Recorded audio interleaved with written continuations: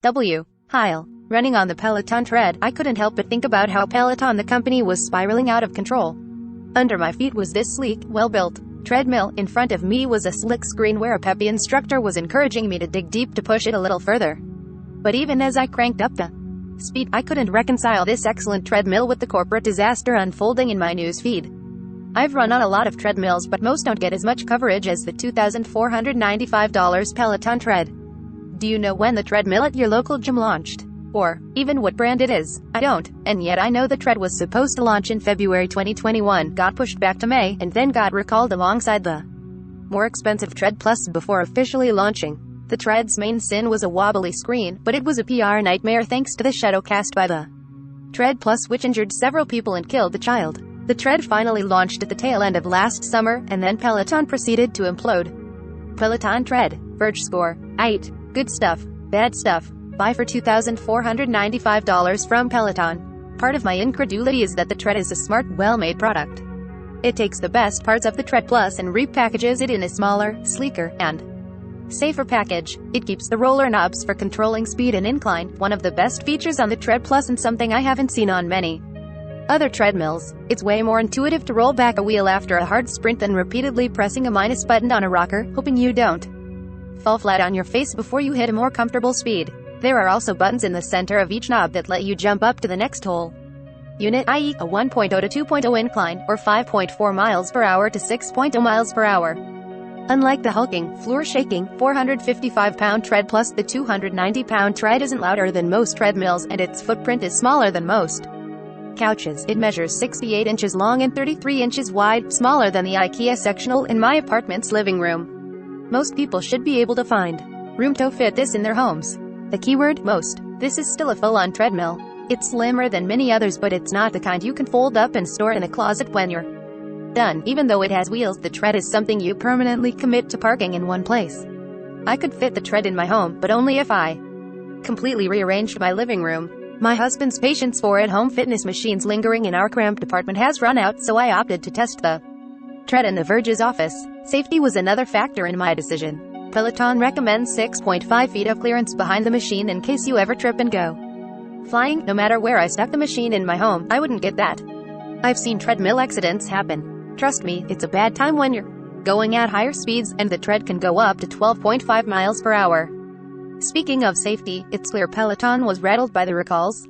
Peloton instructors will now remind you during every class to never let pets or children near the machine, and to always remove the physical safety key after you're done. When the safety key is removed during a class, the Tread stop button and scroll wheels will flash red to indicate the machine is locked. The U.S. Consumer Product Safety Commission also required that Peloton add a Tread lock screen. This requires you to input a 4-digit passcode to unlock the Tread's belt.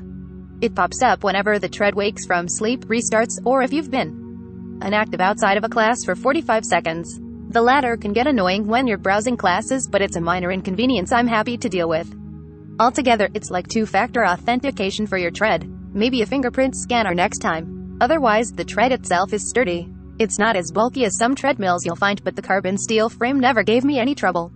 Granted, I'm a petite person, so I can't speak for how the Tread suits taller or larger bodies. It's rated for people ranging from 4 feet 11 to 6 feet 4 and weighing 105 to 300 pounds. That's a wide range for a treadmill this size, but I suspect some people might have to watch out for the tray when swinging their arms or when prompted to do high knees during warm-ups. Other design changes from the Tread Plus include a 59-inch traditional belt instead of a slatted one and a lower platform. I liked the Tread Plus slatted belt when I tested it, but I didn't miss it much here. What I appreciated more was the red line in the center of the belt.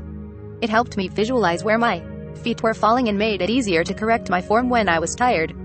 The only thing I didn't love was the thunk the belt seam makes when running at higher speeds, e.g., 7.0 miles per hour and higher. As for the lower platform, it's simply easier to get onto the Tread, great if you have a killer case of DOMS from leg day or limited mobility. While measurably smaller, in practice, the Tread's 24-inch screen didn't feel like a downgrade from the Plus 32-inch display. What can I say? Classes look nice on it. It doesn't rotate like the Bike Plus screen, but you can tilt it up and down 50 degrees for better viewing when doing floor exercises. The soundbar is good enough. You don't have to use Bluetooth earbuds if you don't want to. While the hardware is excellent, it's not the main reason for buying the Tread, it's the classes. Since I last tested the Tread Plus in 2019, Peloton's greatly expanded the treadmill library. Most of the classes center around running and walking, though you can also dabble in strength, yoga, and meditation as well. You can also take boot camp workouts that I personally believe were invented by Satan in Peloton's basement. Those classes feature hard bursts of running, interspersed with hidden strength training. You will sweat and curse yourself before, during, and after. For those with a specific goal, Peloton also offers curated programs like beginner strength training or running your first 5K. While the hardware is excellent, it's not the main reason for buying the tread, it's the classes. Peloton's also improved its overall interface, adding features to help you stay hooked. That includes adding hashtags to your workouts to find like-minded users and high-fiving the people in your classes. I was initially bewildered when a stranger high-fived me, but it was oddly motivating when I felt like giving up during a nasty hill interval. Peloton has also added scenic run and the ability to stack workouts so they play one after another. If you've got a Bluetooth heart rate monitor, you can access a Strive score that visualizes the effort you put in. Peloton also sent me its new $90 heart rate band too. Test alongside the tread. I was skeptical, but it works seamlessly with the tread and helps keep you engaged during off-treadmill workouts. There's a healthy mix of beginner, intermediate, and advanced classes ranging from 10 to 45 minutes. They range from hiking, hill runs, interval training, endurance runs, and HIIT. That said, they rapidly get much more difficult once you get past the beginner classes. For example, in one intermediate boot camp class, the instructor listed a sprint interval of 9.0 miles per hour to 12.5 miles per hour with a 1.0 incline. While the sprints were short, that's an intense range beginners transitioning to harder classes might initially struggle with. I did fine, but I'm also someone who's been running a minimum of 3 to 4 times per week for several years and has a few races under my belt. But while the tread is an excellent product, it's still way more expensive than the typical treadmill. And Peloton's stumbling fortunes means it's now even pricier. During its Q2 earnings call, Peloton CFO Jill Woodworth said the company is trying to improve its hardware profit margins and that it's doing so by adding surcharges. While Peloton previously included setup and delivery fees in the price, on January 31st, it began charging an additional $250 for those services. So, while you can finance the treadmill, it's not really $2,495, it's $2,745, not including the $39 monthly membership. It's unclear whether this is the new normal or just until Peloton manages to offload some of its excess inventory.